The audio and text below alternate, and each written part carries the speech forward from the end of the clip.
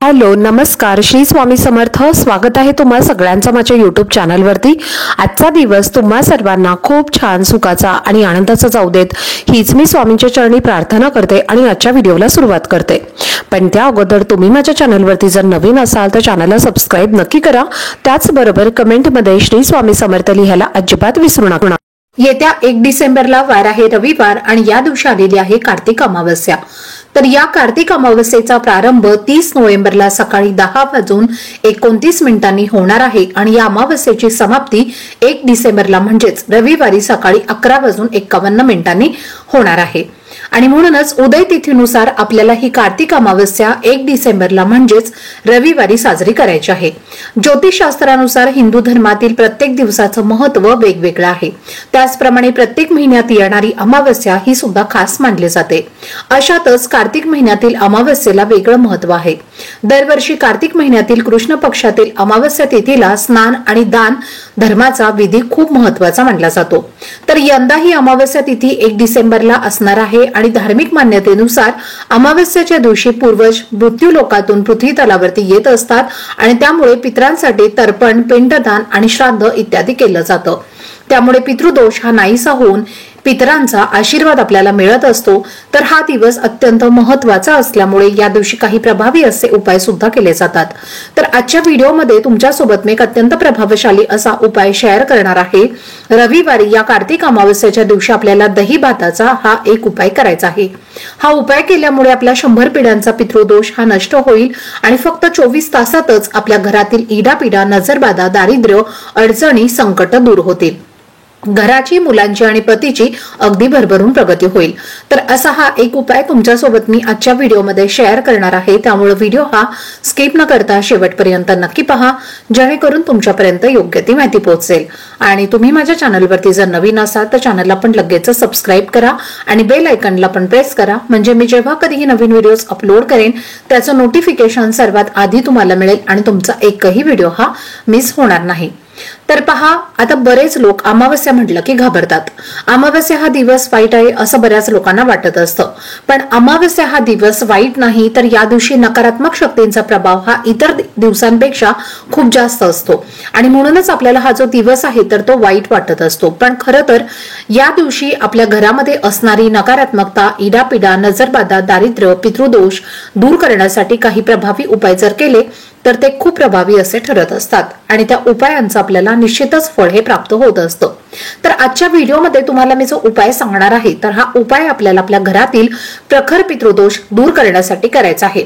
आता पितृदोष म्हणजे नक्की काय, तर एखाद्या व्यक्तीच्या मृत्यूनंतर कायद्याने अंतिम संस्कार केले गेले नाहीत किंवा त्या व्यक्तीचा अकाली मृत्यू झाला तर त्या व्यक्तीशी संबंधित कुटुंबाला पितृदोषाचा सामना करावा लागतो। आणि पितृदोष हा फक्त एका पिढीचा लागत नाही, तर आपल्याला 3 पिढ्यांचा किंवा 7 पिढ्यांचा पितृदोष जो आहे तर तो लागत असतो। पितृदोष हा पिढ्यानपिढ्या चालू असतो आणि त्यामुळे आपल्या घरामध्ये अनेक संकट, अडचणी येत असतात। जसं की पहा, अनेक उपाय करून सुद्धा एखाद्या व्यक्तीला अपत्य प्राप्ती जी आहे तर ती होत नाही किंवा जन्माला आलेली मुलं ही मंद, अपंग वगैरे होत असतात। नाहीतर मुलं जन्माला येताच ती मरण पावतात। घरात किंवा कुटुंबामध्ये एखाद्या व्यक्तीचा अकाली मृत्यू होणं किंवा अपघात होणं, कुटुंबात लहान सहान गोष्टींवरनं वादविवाद होणं, व्यसन किंवा चुकीच्या माणसाची संगत लागणं, त्याचप्रमाणे पितृदोषामुळे व्यवसाय आणि नोकरीमध्ये सुद्धा आपले नुकसान होते। उद्योग व्यवसाय चांगला चालत नाही, मनासारखी नोकरी मिळत नाही। त्याचप्रमाणे घरात राहणाऱ्या लोकांमध्ये एखाद्या गोष्टींवरनं सतत वादविवाद, कलह होत राहणं याला सुद्धा पितृदोष हा कारणीभूत असू शकतो। त्याचप्रमाणे घरामध्ये सतत आजारपण असणं, आलेला पैसा हा आजारपणामध्ये निघून जाणं, घरामध्ये लग्नाच्या वयाचे मुलं मुली असतात, भरपूर शिकलेले असतात, पण त्यांचा विवाह योग हा जुळून येत नाही किंवा विवाह योग जुळून आला तरीही लग्नापर्यंत, घटस्फोटापर्यंत गोष्टी जाऊन पोहोचतात, तर याला सुद्धा पितृदोष हा कारणीभूत असू शकतो। आणि जर तुमच्याही घरामध्ये यासारख्या अडचणी असतील आणि या अडचणीतून तुम्हाला मार्ग हवा असेल तर या कार्तिक अमावस्येला हा उपाय तुम्ही अवश्य करा। आता 2 दिवस ही अमावस्या असणार आहे, त्यामुळे तुम्ही हा उपाय 2 दिवसामध्ये कधीही करू शकता। 30 डिसेंबरला शनिवारी अमावस्येचा प्रारंभ सकाळी होणार आहे, त्यामुळे तुम्ही हा उपाय शनिवारच्या रात्री सुद्धा करू शकता। शनिवारी जर तुम्हाला हा उपाय करणं नाही शक्य झालं तर तुम्ही रविवारच्या दिवशी रात्री सुद्धा हा उपाय केला तरीही चालेल।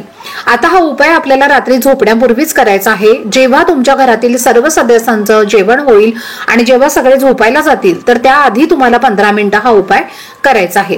उपाय करण्यासाठी आपल्याला 1 वाटीभर भात शिजवायचा आहे. हा भात शिजवताना तांदूळ आपल्याला धुवून घ्यायचा नाहीये.